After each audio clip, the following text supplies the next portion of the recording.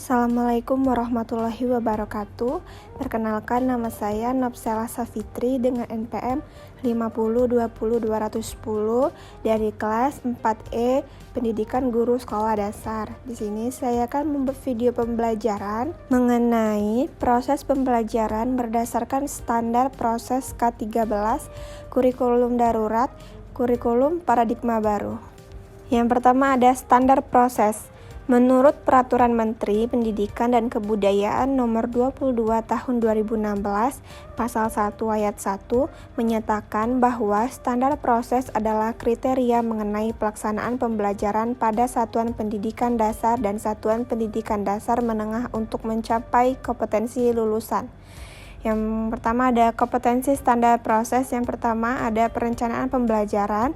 Pada tahap ini dibutuhkan beberapa komponen penting seperti silabus, RPP, kompetensi inti, kompetensi dasar, materi pembelajaran, indikator pencapaian kompetensi, penilaian, alokasi waktu, dan sumber belajar yang digunakan. Yang kedua ada pelaksanaan proses pembelajaran. Pada tahap ini, guru harus bisa memilih media mengajar yang relevan dengan perkembangan zaman dan perkembangan peserta didik. Yang ketiga, penilaian hasil pembelajaran. Dalam proses pembelajaran, penilaian memegang peran penting, yaitu sebagai pengukur keberhasilan belajar. Dan yang keempat ada pengawasan proses pembelajaran.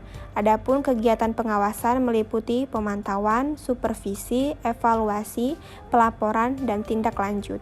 Selanjutnya ada prinsip-prinsip pembelajaran dalam standar proses. Terdapat beberapa prinsip pembelajaran dalam standar proses, yaitu yang pertama, dari peserta didik diberitahu menjadi peserta didik mencari tahu.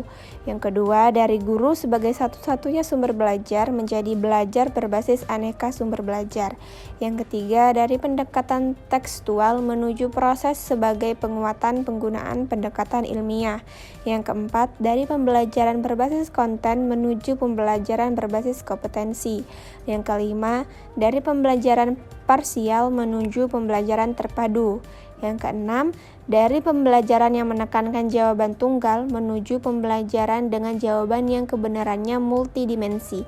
Dan yang ketujuh, dari penerapan verbalisme menuju keterampilan aplikatif. Selanjutnya, karakteristik pembelajaran berdasarkan standar proses. Karakteristik pembelajaran pada setiap satuan pendidikan terkait erat pada standar kompetensi lulus dan standar isi. Standar kompetensi lulusan memberikan kerangka konseptual tentang sasaran pembelajaran yang harus dicapai. Standar isi memberikan kerangka konseptual tentang kegiatan belajar dan pembelajaran yang diturunkan dari tingkat kompetensi dan ruang lingkup materi. Mungkin itu saja materi yang dapat saya sampaikan. Semoga bermanfaat. Terima kasih.